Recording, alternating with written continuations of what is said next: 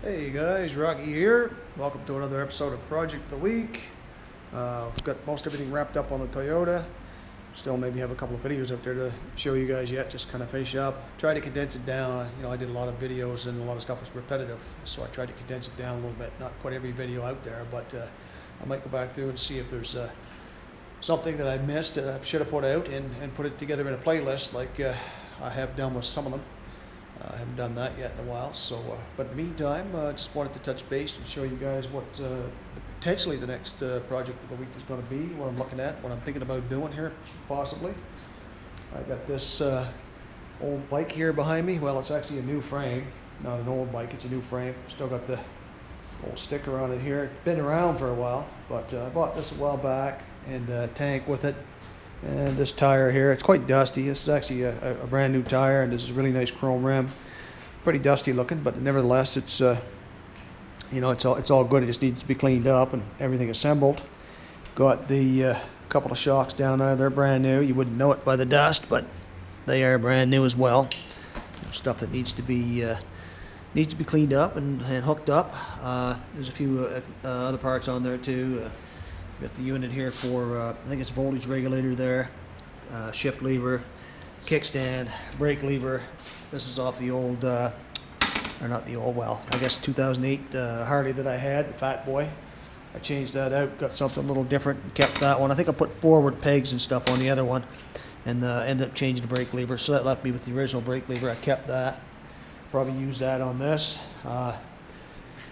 Front end on it is actually not a Harley front end. It doesn't really fit it right. It's actually a front end off of a Suzuki. The bearings here are a different size. These are metric. This is not metric where the bearings go in, so that would have to be modified in order to make that work. I prefer to find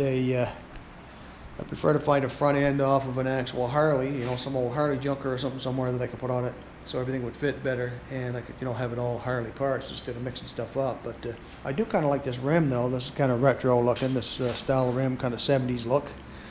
I think 70 or late 70s, early 80s something. Although I still like the chrome spokes and everything too. But to be able to do a nice retro bike of some sort out of this would be kind of cool. Something with mag rims like that, not solid like they were on my old Fat Boy, but something with mag rims like that would be kind of cool. I think that front end came off of a 400 Suzuki GX or something like that, an old one that Christopher had. I do have another old one out back, which is the 750, and it's got a front end on it too, and a lot of parts I could probably use. But like I said, I prefer to try to keep it all Harley if I can, instead of mix mashing things together. Try to make something out of this, with a similar stance to what we have on this guy over here, but at the same time, make it a little more retro, not so new looking as that one. I do like that saddle style seat that we have on that, and those bars, it's kind of something I might like to do. The difference between these two frames is that one is actually, I think I call it bobber style, that one, and this one here is actually a soft tail. It's supposed to look like it's got a rigid frame, but it doesn't. It actually has a swing arm here. It pivots here. Pivots here, and the whole thing moves up and down. But it gives you the impression that you've got a hardtail. I'd sooner have a hardtail, a real hardtail to work with. These shocks are mounted underneath, just so that you don't know that you've got, and there's springs in them too. That's your suspension in the back. That's just so that they're out of sight, just so that you don't know that it's actually not a rigid. I mean, most guys that know bikes would know it's not a rigid, right away, but it gives it that initial look, because a lot of those rigid bikes with the solid frame like that, they were pretty sharp looking, and they try to maintain that look, as opposed to, having a bobber where you get your shocks and you get your one swing arm that comes straight back here like this, it pivots here, it comes back here, wheel hooks in here, and then you get your shock, and this moves up and down, right? So of course, then there's lots of, this is solid, so you have to have lots of, the fender is solid, so you have to have lots of clearance up in here for your wheel to be able to move up and down, so it doesn't bottom out. But you have to hit some pretty hard bumps for it to bottom out. But anyway, the first thing I think I might do with this is try to build some handlebars, and I'm thinking I want to try to build some handlebars like we have on this one over here. Something similar, not exactly the same, but something that mounts down at the bottom and comes up, and it has a T handle on it like this, so it looks like a double T or whatever you want to call it. But anyway, I've got what I've got for parts to work with. Instead of going out and buying something, I'll try to use some stuff that I have here. I've got some pipe. I just tried to bend this a while back. I wish I hadn't now, really. Kind of made some kinks in the pipe there. That not the best idea. I'm not really sure if that's solid enough for handlebars. I can mock something up with that and then get some better pipe later. But this is actually pretty solid pipe. Probably would work. You know, I mean, I don't plan on hitting anything. Of course, nobody ever plans on hitting anything, right? As long as you didn't hit anything, then they would probably be plenty strong enough. But so I've also got this handlebar here, which if it were set on a couple of spikes coming up like we have there, and we have a sort of a similar shape as to what we have there. Not exactly the same, but similar. So, and then of course, this is exactly the right size for, you know, all the gear to hook onto the end of it, right? You know, your throttle and your brake levers and all that stuff. If you get an off-size pipe that's not, you know, a pipe that's not made for a bike, then you could run into some problems because, you know, you've got your metrics and you've got your, like your Harleys and stuff, and there's a specific size. If you get a pipe that's anywhere in between those two sizes, then you're not going to get hand grips and stuff to fit properly. So, you know, I've got to kind of stick to that size if I can. Now, this pipe that I just showed you there a minute ago is pretty close to the right size pipe, I think. You know, I put it inside the brackets here and it fits in, and this will just clamp down on it. It's a little bigger than the hole, but that means that this clamps down on it nice and tight. This actually clamps down pretty good too. What this is just it's got lots of chrome on it. It's nice, but as soon as you heat it, it's going to ruin the chrome, right? But that's just a piece off of a drum kit. That's actually pretty near the same size metal in terms of thickness, wall thickness, I think. But that'd be nice to be able to use that too if I could maintain the finish. But the finish is not going to stay. As soon as I start welding on it, we're going to lose the chrome, right? Or some of it, maybe not all of it, but some of it. I suppose maybe if I could keep some of the chrome, that would be nice. But the idea is that if I have to put the bar together myself, cut and weld and all that stuff, I'm not going to have chrome on it. What I'm going to do is paint it afterwards, right? So there's no point in having chrome if you've got to paint. So I think I will end up sticking to that piece of metal I just showed you there from a few moments ago. Although the other handlebars that go on there, they do have chrome. I mean, I can paint over that. But so I'm kind of thinking that's the first thing I'll do. So I'll see if I can, you know, maybe we'll use this for the centerpiece. See, it should be plenty wide enough. I take this stuff off, cut it about there. It's plenty wide enough. I won't put two pipes coming up here. I'll put one here and one here, right? So they're spaced out a little bit. They'll be spaced a little further than what they are over there, which is probably all right. And bring them up about 12 inches or so. Try to get the same stance, roughly, as what we have over there. And then, you know, I'll have to notch the pipe so that it fits down over this a little bit and then weld it on if I put it on this piece. And then, of course, notch the top of the pipe so that the other handlebars can set in, and then see if I can just weld those on like that. The only thing is, like I said, this is a Suzuki front end. If I do that, then I've got, you know, it's all Suzuki parts on the front with the makeshift handlebars that I made. So I don't know if I want to go that route or not. I might just do that just to play around and do a mock-up just to see how it goes, just to do some welding, practice run more or less, and you know, and then a little later on try to, if I can actually get a Harley front end, chances are it'll come with handlebars anyway. If it doesn't, then, you know, I could probably get a little better sized pipe, see if I can find out what size those pipes are and get something the same diameter as that, see if I can, you know, do the same thing that I've just done on this one here with the scrap metal that I've got. But just wanted to let you guys know what's going on, give you a general idea, you know, that I'm just trying to get back into a few videos here. It's weekend, Saturday. I'm nothing else going on, so I might as well monkey around here a little bit, do some videos, and get it out there after next 3 or 4 days or whatever for you guys to have a look. I noticed I checked my stats online, and you know, it seems like all the views are still staying up there pretty good, even though I've not put anything out in a while. So I mean, it'd be probably nice of me, well, you know, if you kind of feel obligated, I should actually put some more videos out there for the people who are watching. I don't want you know, people to get to the point where it's like, okay, he's not doing anything else new, so, you know, let's just move on, right? Still got a little bit of base out there, people watching. I might as well capitalize on that, make sure that everybody gets to see some different things. So yeah, I call this project of the week, but this is not project of the week, obviously. This is a long-term project, but I'll throw a little bit of work in on it every once in a while. And when I do, I'll I'll record it and I'll throw it out there. Now I'm also debating what I'm going to do for a tank. You know, I could go and buy a tank. I don't really have money to spend on a tank right now, but it'd be nice to have one. I do have the tank, you know, 2 halves of the tank that I cut up, took dents out, plastered up, painted over. Half's up there and the other half is downstairs in the basement. I could try to put that back together again. I do have the bottom pieces, and I do have the tunnel that would actually go back in and you know, sits down over the frame. I could weld that back together, but then it becomes a question as to whether or not my weld's going to be good enough that I won't get any leaks or anything, right? You don't want leaks on a bike.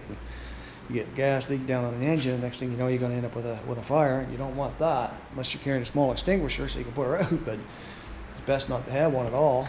So the engine for that is over here. This old helmet here, I started to do some painting a while back. I didn't really finish, but got started on it. That's something else I may pick up too again here a little bit once I get going. But there's the old helmet. I don't wear that. The helmet doesn't fit me very good. It's a little big.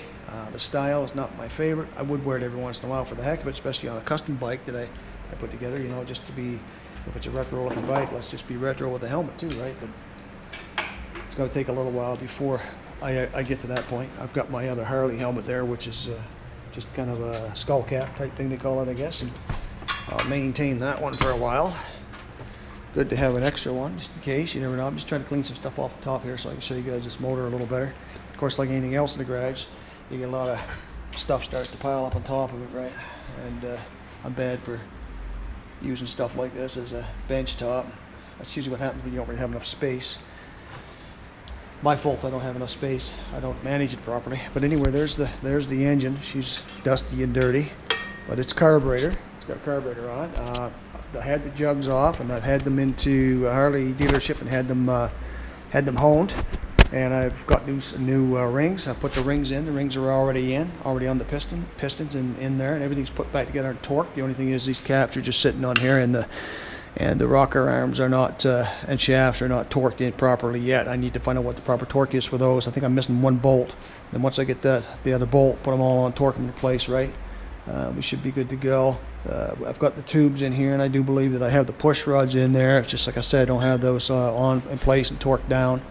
The idea is that I wouldn't mind, you know, setting this in the frame over there and hooking up a makeshift gas tank of some sort and a coil and hooking up a battery and seeing if I can get this engine fired up, even though the bike's not done.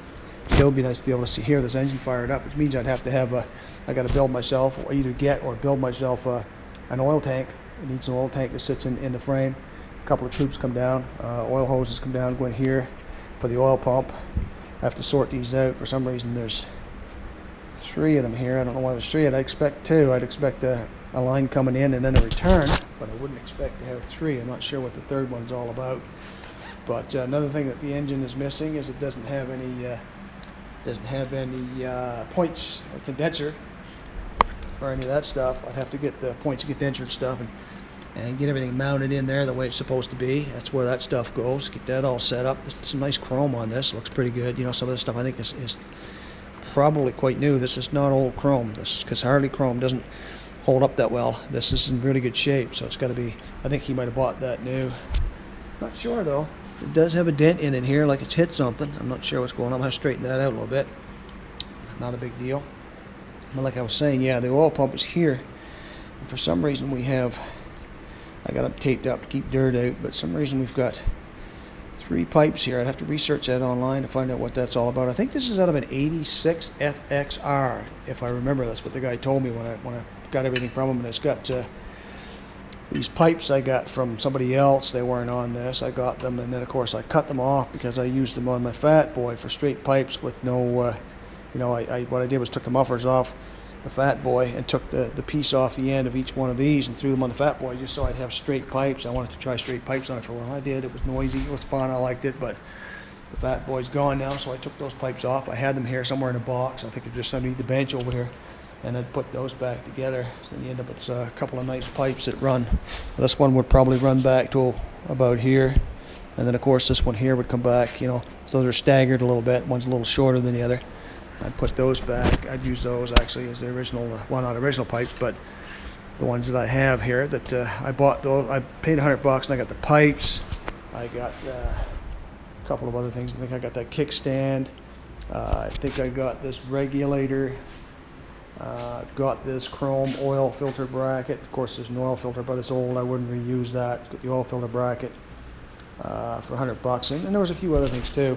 A box with a few other parts in it for $100. I mean, that's pretty cheap for some bike parts, especially Harley parts, right? So if I ever see anything like that again, you know, a bunch of parts that way very cheap, I'll probably grab them. And you know, it's a project bike, and if you can get parts cheap, not have to buy something brand new, that's great, right? You don't need brand new parts as long as they're working, they're solid. So this one, the carburetor is on it. The bracket that holds the carburetor is broke right there. I could probably find something to weld on there. Had that mounted again properly. That just keeps the carburetor from shaking too much. You know, it shakes. It stays with the engine when it's properly bolted on. So I don't know if that's actually an S&S carburetor. It says S&S on the filter, but that doesn't mean it's an S&S carburetor, right? It has a B81 on there. I don't know what the 81 stands for. It does? Yeah, it is an SS. It says right here, Super. Can't really see what it says. Super something or other. Something Super. So I do believe that is the S&S carburetor. S&S Super. Yeah, that's what it says. SS Super. It says SS Super there. And even though I can't really see it, I see Super here, and I'm sure that probably says S&S there. Yeah, S&S. I can see it now. So that's the actual SS carburetor and the actual SS cover. So Super Sport, I don't know if that means it's Super Sport or what it is. Usually SS means Super Sport. And, you know, if it's Super Sport, maybe it has a little bigger jets than the stock carburetor would have or something. I'm not sure. But, yeah, it's interesting. You know, I mean, the engine's there. Like I said, it's got new rings in it. A few new gaskets. And I did, when I had it all apart, even though it's getting scuffed up now, I did paint these jugs black. A couple of 3 coats of high temperature black paint. Kind of tried to go along the edge here in some spots to give it that, you know, a little bit of a shiny chrome look here. I may have to do that some more yet. I didn't get it all over the place, but got that idea off the Fat Boy because that's the way it was. It was black, and it had the edges of the fins were sanded down or whatever after they put the paint on and make them shiny a little bit, so it looked like it was chrome. They might have even a little bit chromed on that. I don't know. This is not chrome, but it'll give it a similar look by rubbing it down with some sandpaper. But that's the engine, and that's the frame, and that's the tire, and like I said, there's a piece of gas tank up there and a piece in the house, and I've got some more parts down here where for that tank I could actually try to put that tank back together. It would end up being a slightly smaller in dimension, but that's okay. You know, I don't mind it being smaller in dimension. A lot of people will take and narrow their gas tanks down anyway and shorten them and change the height a little bit just to make a smaller profile, but that's not what happened to that one. That had a dent, and somebody suggested that I, you know, instead of cutting the bottom off and trying to push the dent out, it'd be better to split it right down the middle, and that's what I did. And then I realized afterwards, no, splitting it down the middle was not the best idea. I should have cut the bottom out of it and straightened it out and then put the bottom back on it afterwards. Would have been a better, easier approach for me anyway. I think that would have been the best approach. But anyway, you know, that's pretty much all I've got to say right now. Is that, yeah, I do have more things to do, and I'm going to get started on it pretty soon, and I'll do some videos and make sure you guys see what's going on. So till then, peace out.